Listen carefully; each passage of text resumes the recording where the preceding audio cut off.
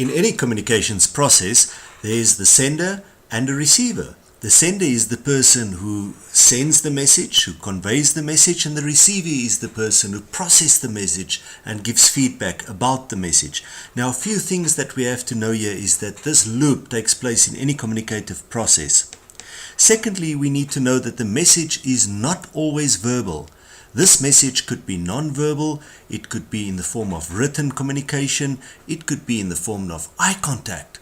So all communication is not verbal. In fact, it's estimated that only 20% of all communication is actually verbal. Much of the communication is in tone of voice. When my mother called me, she would say, Derek. It was very different to Derek. Same word, very different meanings. So message is very often in non-verbal communication, such as writing, body language, etc., etc.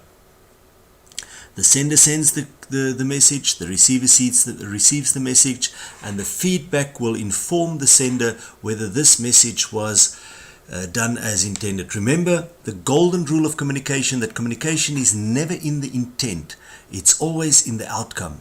So it's not about what you intend to communicate, it's what the receiver processes and receives. So in other words, it's the outcome that counts. In the middle of this whole communication loop, there's a thing which we call noise.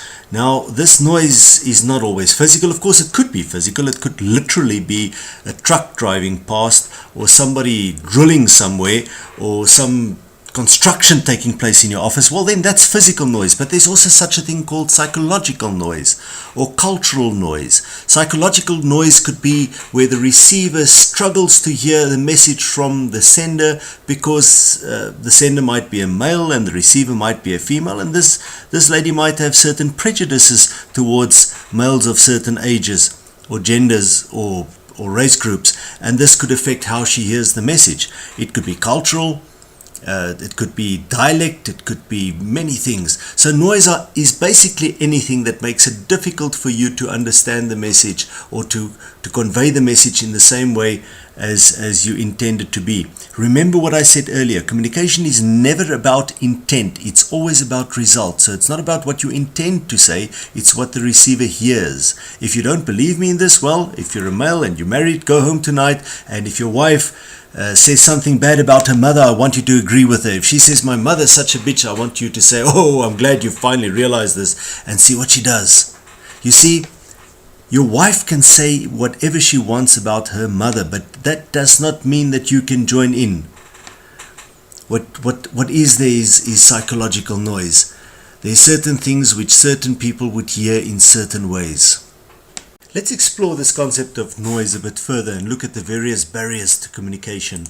The first of four barriers that I would like to discuss here is language. This includes semantics, accent, jargon, etc. I travel quite a bit and I train in various countries, and I often find that I have to speak really slowly because people do not understand my accent. I'm from South Africa, and therefore I have a different accent to people in Australia or people in Europe or people in France or America. So accent is something you grow up with and you hear the people around you and you're used to it. Jargon is another thing. There's certain people who in areas who use specific jargon to fit into a genre group. If you're these young people who do a lot of rapping, you'll hear a lot of yo and yo man and things like that.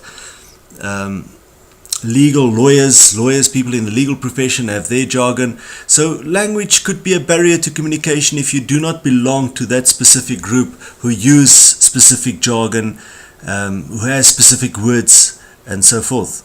The second barrier are physical barriers. This could be physical in person, such as a hearing problem or a visibility problem, anything that could hamper the communicative process between two people and is on the body. It could also be external noise, such as construction work, dogs barking, children shouting, etc., etc. The third barrier is probably the one that the world struggles with mostly today, and especially because business has become such a global phenomena where you could have a factory in China, a call center in India, a head office in Germany. So there's so many different cultures, ethnicities, values, beliefs operating together, and this causes communicative problems. Certain words in certain cultures are okay, and in other cultures it's taboo. So one needs to be very careful how you speak to different people from different cultures, languages, ethnic groups. 99% of all conflict in the world are value-based.